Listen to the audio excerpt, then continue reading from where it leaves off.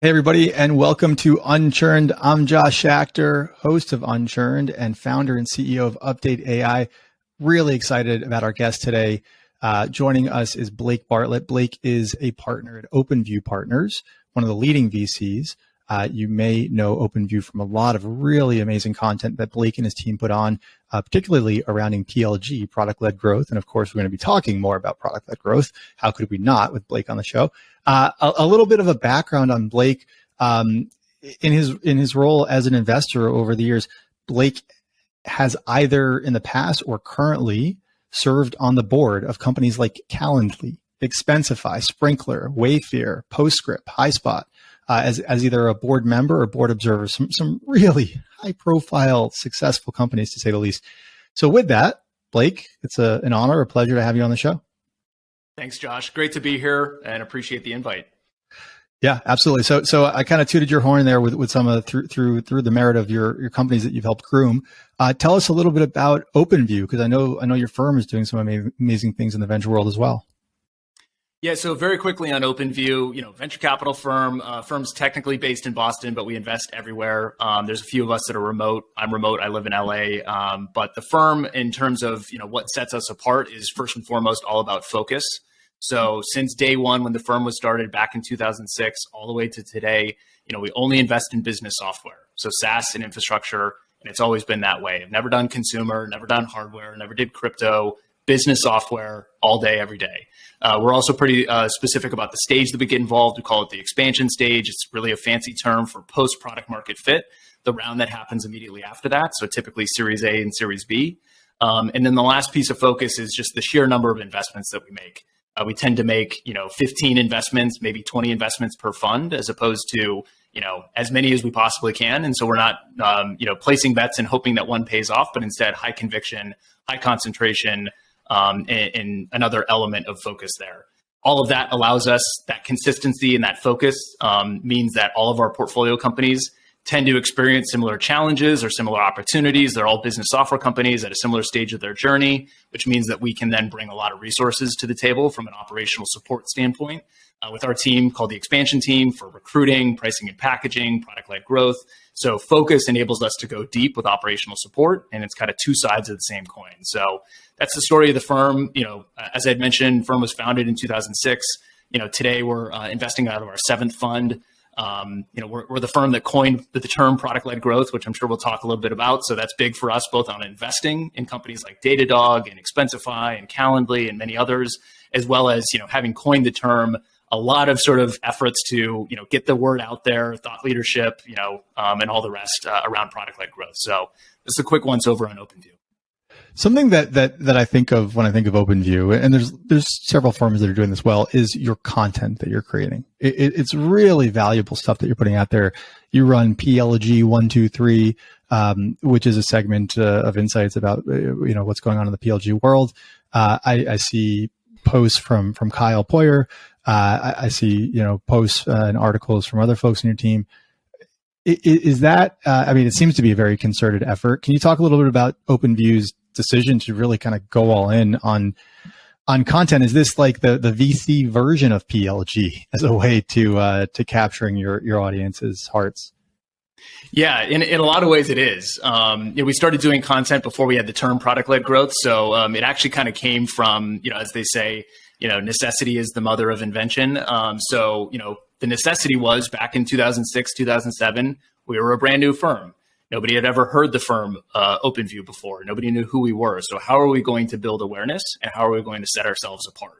Let's share insights. Let's share our perspective on operational topics. We're hearing about these challenges and these problems that founders are experiencing. Great, let's go and find the answers to those problems and then write some content about it. And then, people can discover us that way, and we can go from unknown to known. So it sort of started from that point of necessity. We're a new firm. Nobody's heard of us. This can be a way that we can set out and help founders and also build awareness and eventually over time build the brand of OpenView. So we've been doing that for, again, since the early days, back when content marketing was very first a thing, and certainly, not really on the radar screen of a lot of venture firms. So fast forward to today, we still have that foundation of, a blog that's very operationally oriented. It's it doesn't really look like VC content. We're not just pumping our portfolio companies or here's the 3 reasons I invested in company X. It's more so oriented towards what's going on in these companies, both our portfolio companies as well as any other sort of earlier expansion stage software company. How should I think about my sales strategy? How do I think about hiring? What's going on with compensation?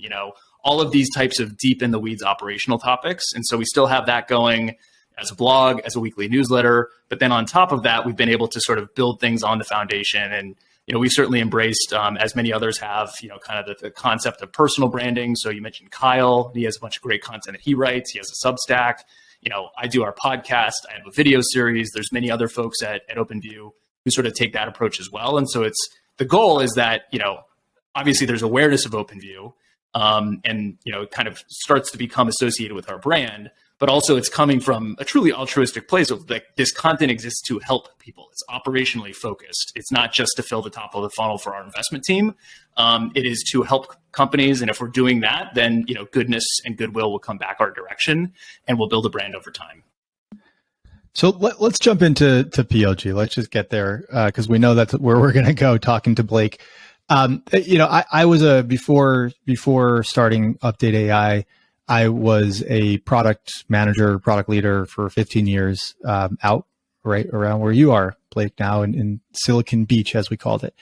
And so I was thinking about like, how would I define PLG, product-led growth? And I don't know. I didn't think about it too long, but I struggled a little bit because innately I understand what it is.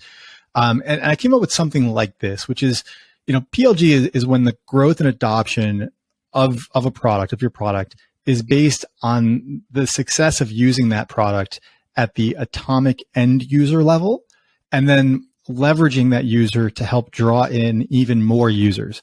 That feels very kind of janky and in some way jargony to me. How would you describe product-led growth to everybody out there listening?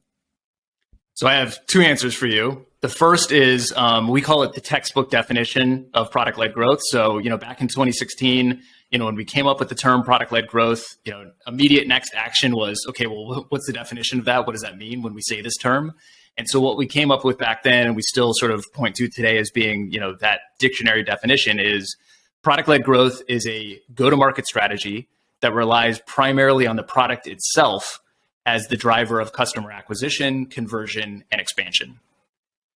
And the ... what's sort of not included in that is as opposed to the humans on your sales and marketing team acting as the primary driver of customer acquisition, conversion, and expansion. So the product itself is the actor that's driving. It's at the core of your go-to-market strategy rather than humans on your sales and marketing team. So that's kind of the dictionary definition. Now, it's a lot easier. That still can be a little bit jargony, as you had mentioned. So I can also just give an example and tell a story. So the best example of product-led growth is Zoom in the pandemic. So Zoom was a business conferencing tool.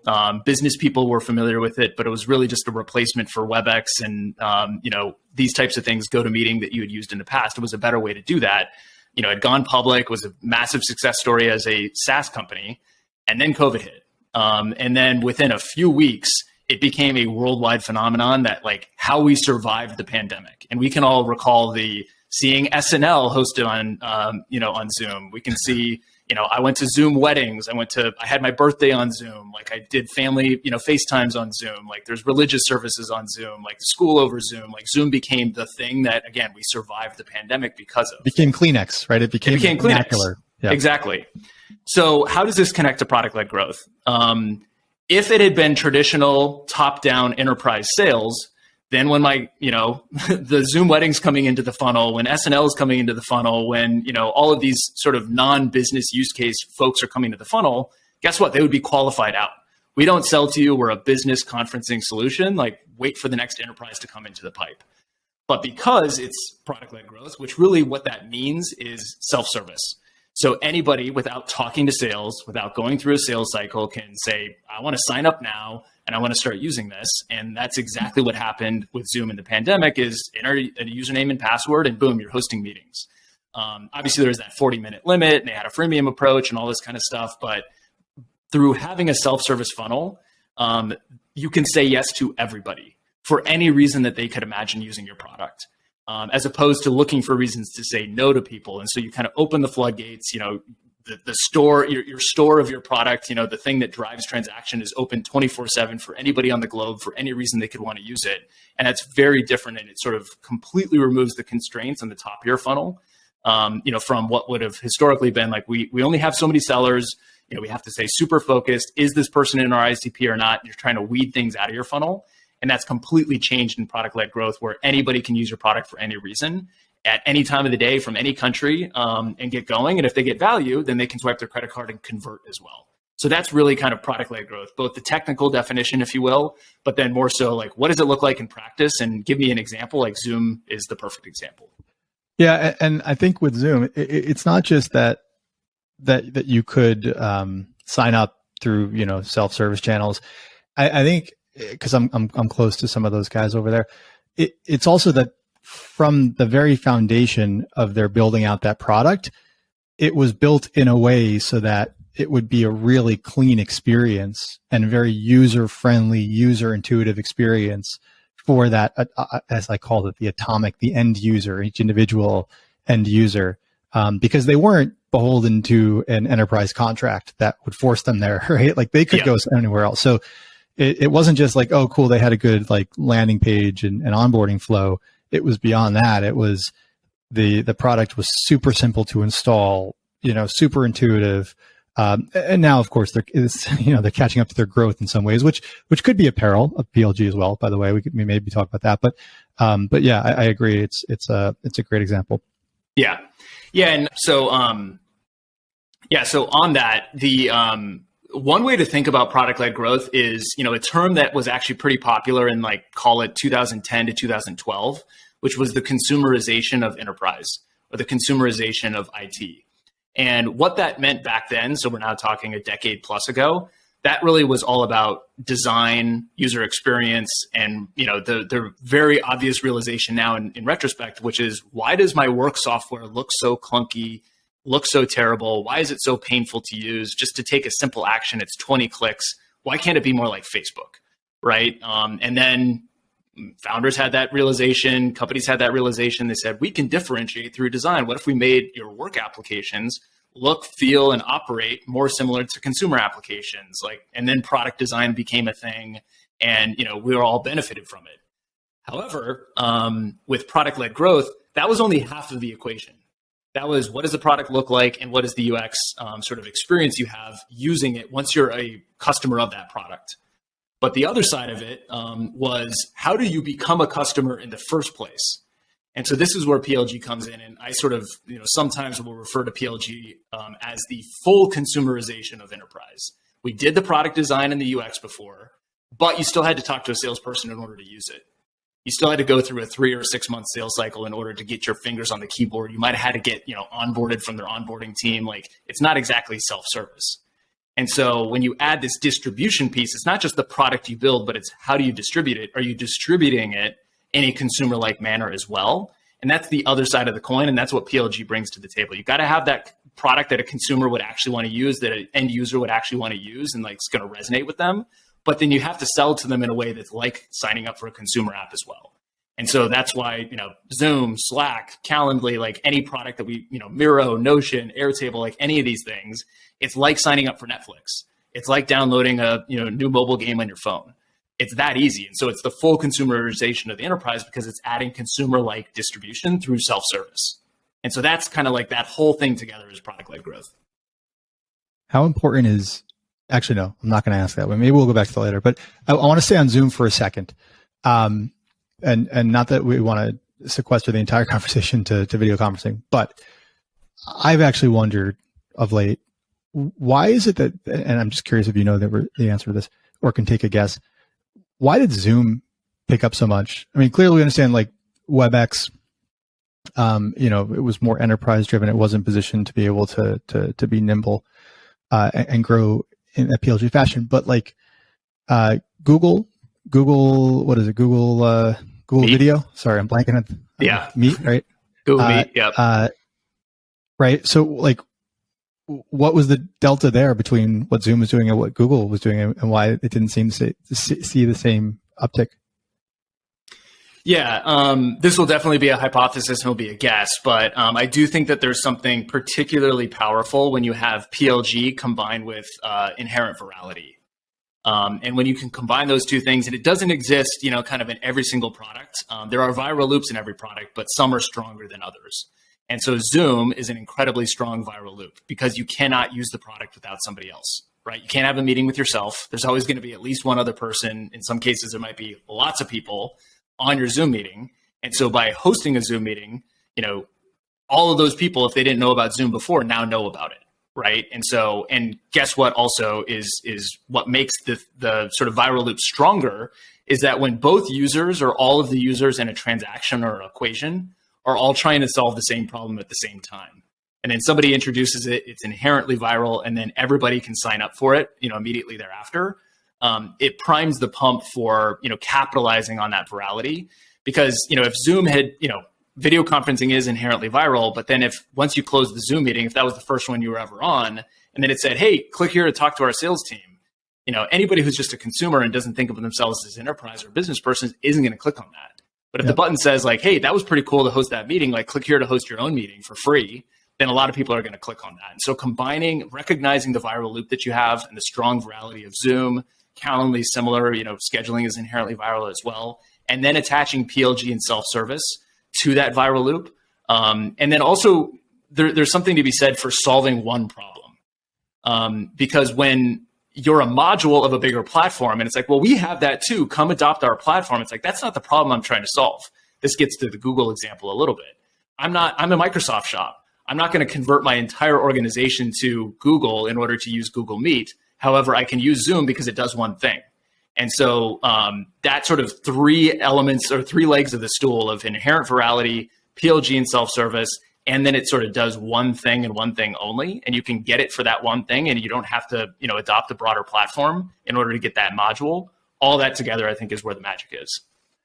Yeah, that makes sense. Do one thing, do it well. If you're DocuSign, sign documents. If you're Calendly, help book meetings. If you're Zoom, facilitate video conferences, and then grow, right? And then build out. Yeah. You can create a platform later, and like Zoom's a platform now, and like Zoom Phone and all these different things, and like contact center and all this stuff. But you can still just get Zoom for video conferencing. You don't have to get the whole platform, but that creates sort of an expansion opportunity, an upsell opportunity, and also gives them an opportunity to go after, deals in a top-down fashion as well. Like new call centers looking to rip and replace their existing infrastructure for $10 million a year. We can go after that as well, in addition to our sort of PLG foundation that we have.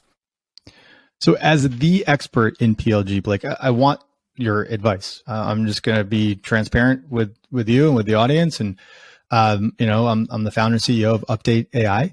Our product, I think in many ways sounds like it is, it would work well. It will work well. We're launching publicly next week. So as we're recording this, so, my verb tense is kind of shifting.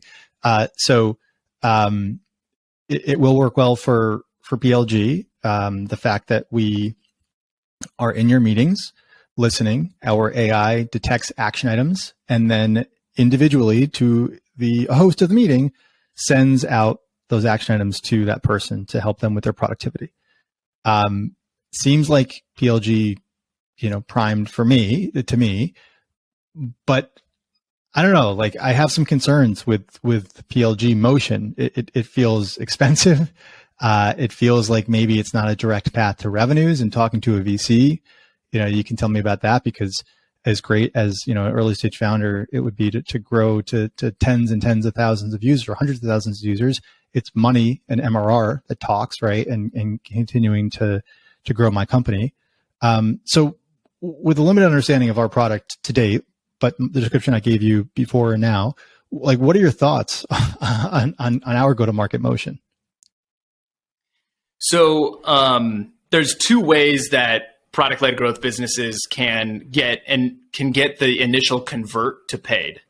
And one isn't better than the other. It's kind of more about your specific context and which is appropriate to your product and the value that it delivers. So great example, Zoom and Calendly, which we've been talking about. It offers a lot of personal productivity benefit. So obviously this is very different today, but like, let's rewind the tapes back to maybe 4 or 5 years ago. when Zoom was still pretty early on. Maybe your organization used, GoToMeeting, and it was just a pain in the ass. So then you say, all right, Zoom is a better way, and I can individually swipe my credit card for a single seat of Zoom because I get that much value out of it. Calendly similar. It's like makes my workflow, my day-to-day easier. So I'm happy to upgrade to paid to get sort of more features and just automate all of my scheduling workflows on Calendly.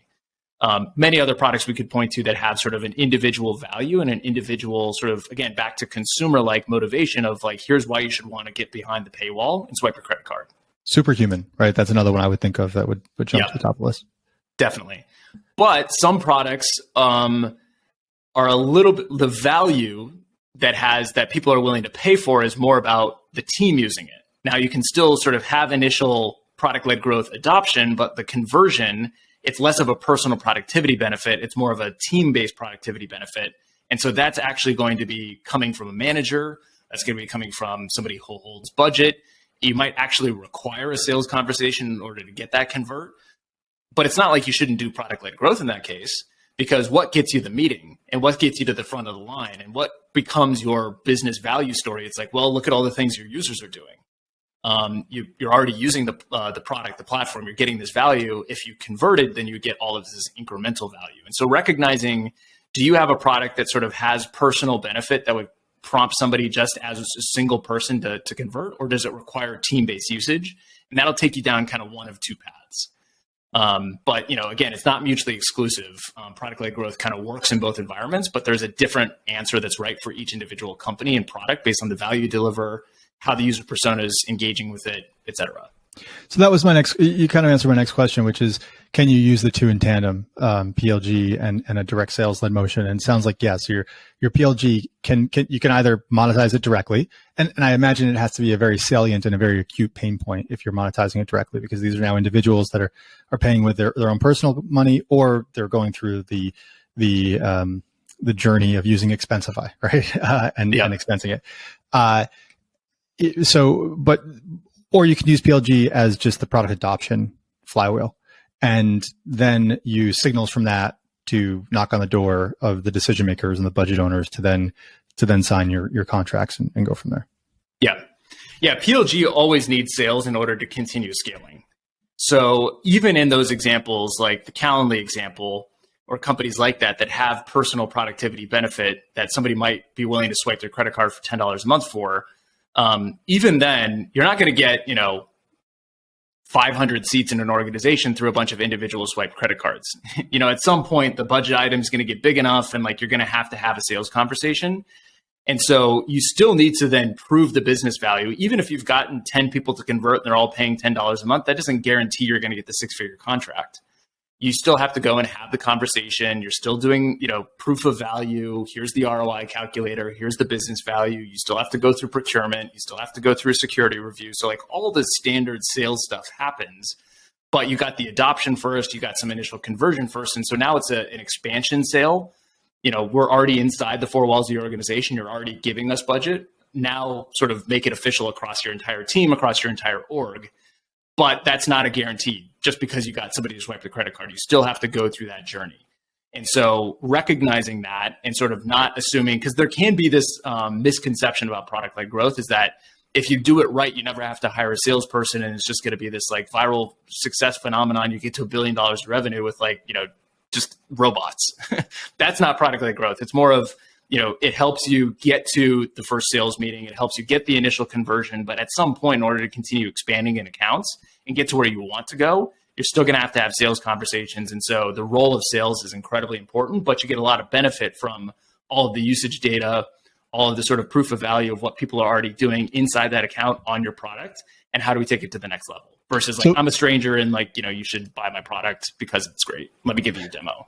I guess the sequence, to me, it sounds like it's, you're using PLG to create the Tinder. I don't mean that in a dating app sense, but the spark, right, of the product. And then you're pouring gasoline on that. And that is the direct sales led motion. And then you're going back and I suppose you've got the self sign up, self activation, plays already set up in your product because of the initial PLG. So it makes the adoption and the onboarding and the expansion that much easier once you do actually get that sales-led motion in place. Yeah, definitely. And then also there's a bunch of, I guess you could say, automation and cost reduction benefit from product-led growth as well, which is that because you forced yourself to create a self-service product that somebody could go through the entire journey, pay for it without ever talking to somebody from your team, that means you have to wire your product to allow all of the steps that a user needs to take to be completely automated. And so even if, so that gives you this automated sort of foundation that you're standing on, as opposed to a human-based process where it's like, oh, well, in order for this to happen, somebody has to provision an account.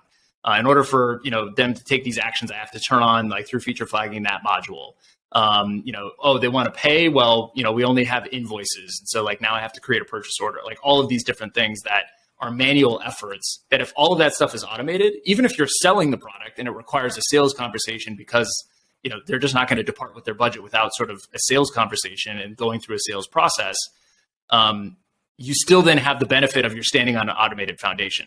And so all of the, cost, all of the time, all of the friction, all of the sort of, handoffs from one team to the next team. And did this person click the button the way they're supposed to? All of that stuff that happens in order to set up an account now just magically happens. And so even if you're selling it, you still get the benefit and the automation and the sort of, customer satisfaction experience of, having the automation in the background. So product-led growth is great from, all of the ways that it allows you to, say yes to everybody and have an open funnel and your cash register is ringing 24/7, 365. All that stuff is great. That's about, growing faster and sort of top of the funnel. But there's also a cost of customer acquisition, cost of sales, gross margin, et cetera, benefit of you don't have to have an army of humans in order to get people onto the platform and keep them successful because you've automated the whole thing. And so there's a lot of benefits, a lot of different ways to look at product-led growth. There's so many merits and virtues to it. What are some of the pitfalls? And in my mind, you could think of things like, well, I've got more people in the product, so I've got a greater cost of goods, right? Like my server space and all that kind of stuff, the actual performance of my product. I have more operations to deal with, more credit card denials, more refund requests. I'm more automated in some sense in my interactions with the customer, so I'm farther away from actually getting to that voice of the customer.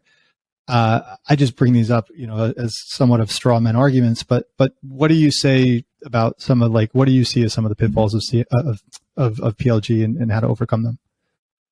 Yeah, I think it's pitfalls in the sense that things are different, and so you have to operate differently. It's not necessarily, I wouldn't put a value judgment on it that it's a pitfall, so therefore it's bad or dangerous. It's just different. And so you have to bring the right tool, to the right problem. And so as an example, in traditional enterprise, if you had 1,000 accounts, like that's a lot. But in PLG, you could have 1,000 users after one product hunt launch. Right. And then if you continue to scale, it's like, look at Slack, look at Zoom, look at, any of the sort of really popular PLG products out there, Calendly, many others. It's like they have users in the millions. And so think about customer support. How does B2B customer support, millions of users, some of which are paying, some of which aren't, some of which are single seats inside an account, some of which are solopreneurs or just freelancers, some of which are members of like, hey, 50 of us use it here. How do you do support in that way? It's not enterprise-like support. It's much more consumer-like support. So you're going to probably recruit from like, hey, who ran support for Spotify? Who ran support for Netflix? Who ran support for Epic Games? Like, what can I learn from them? And so that's the right tool for the PLG customer support problem. And it's very different than, again, traditional enterprise. So that would be something to be conscious of. But I think the biggest problems or challenges that people can face is actually kind of back to what we were talking about, which is how do you go from initial user adoption to business adoption in the sense of like paying and getting budget and all those kinds of things. And it's this realization that, even if you're in the situation where an individual user gets value and they're willing to swipe a credit card, in order to get to that bigger sort of expand opportunity and an enterprise deal with them, you still have to talk to a different buyer. And so your user is not your buyer.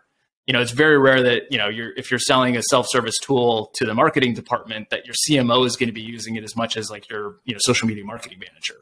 CMOs are sitting in meetings all day. They don't adopt products all day. Like their work is email and meetings and talking. It's not sort of using software products. And so, it's this recognition that your user isn't necessarily your buyer, even if you got an initial convert through a swiped credit card. So how do you find the buyer? How do you then use the benefit of the usage that you've had on your platform to tell a better business value story to the buyer? And I think a lot of times people can, view the going from user adoption to business adoption a little bit too simplistically. They'll sort of say 20 users use my product in your company and they all give me an NPS of 85.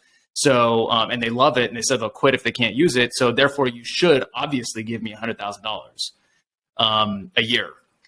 But that's not really how, budget works. Like people say, okay, that's great that people have this personal preference, but what's the business value of that personal preference? And so if you can't then translate the user love and the user adoption, even the user converts on a swipe credit card, to here's how you organization through spending $100,000 a year with me are going to save way more than that or generate more than that in revenue, you still have to do that business conversation. A lot of people just assume users love us so much, we're going to go wall to wall in this organization. It's an inevitability. And then they sort of get faced with the very stark reality that you have to prove business value, and then they get caught flat-footed, and then they don't get the expand. And so that's probably the biggest challenge that you're going to have to get over, is that user adoption versus business adoption, and user love does not equal business value. For a company like Calendly, in the largest, and again, you sit on the board, for your largest enterprise customers, who is the executive sponsor? Who's the buyer? So you got to find somebody in business, in a line of business, who is going to care, because that is where you get the budget. And so for Calendly, as an example, because there's no vice president of meetings. No vice president of meetings, right? And then also it could be, with a product like that and many other products, that are communication products, productivity products, meeting products, those types of things. Like there's no chief calendar officer, there's no chief meeting officer, there's no chief productivity officer. So it can, if you don't intentionally identify who your business persona is, that's associated with a solution that you offer to that business user. You don't have to only have one solution, you can have lots of solutions, but if you don't find that business owner with a business solution for a real business problem, then you can get sidelined to IT.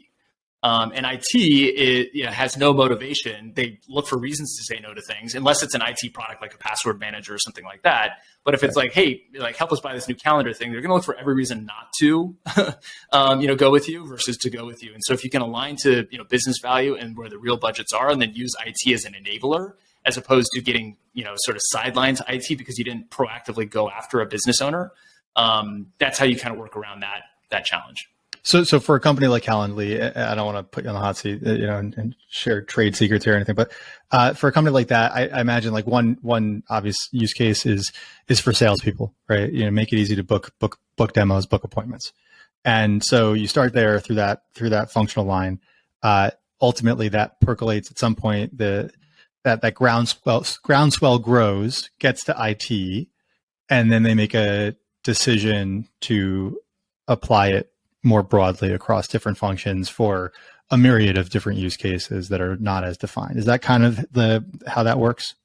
Yeah, no, that is a great example. Yeah, sales teams get a lot of value out of Calendly, and so if you can orient towards it, the one thing that I would change from what you said is you go from individual sales reps maybe to then a manager. Look at how many more meetings and appointments these folks who use Calendly are getting out of these versus these folks who just do it all manually. And then if you can kind of follow, this is where you actually have to get close to the customer, talk to them a little bit. Okay, great, they're getting more meetings. What's that turning into in terms of down funnel stuff? Are you getting more closed ones? But then that starts to become a conversation that guess who cares about the VP of sales or the CRO. Right. So you can actually go and say, all right, every seller in this organization should use this product. And then you sort of have maybe a handful of people that would have used Calendly for personal productivity reasons. Then you get the whole sales team. Then there's offerings for other high volume schedulers like recruiters, like go get the recruiting team. And then at some point, it becomes a conversation with IT, which is, should we just go wall to wall with everybody? right? And so IT comes later, but you sort of get the budget from, the business owner from showing, in the sales example, before and after this product, you can see the real-time results in your funnel. Don't you want more of that? Like, buy our product, it gives you that. And it grows from there. Blake, thank you so much. Where can we follow you? Where can we grab the most of your helpful content out there? Yeah, best two places, LinkedIn. So add me on LinkedIn, follow me on LinkedIn, publish a ton of content there, and then YouTube. The PLG 123 is on YouTube. So weekly videos about product-led growth. And then also we publish, full episodes of our Build podcast on the YouTube channel as well. So those are the best two places. Blake Bartlett. We didn't even talk about how you coined the term PLG. We didn't even get to that. That's okay. We'll save it for next time. Thank you so much. Follow-up conversation. Sounds good. Thanks, Josh.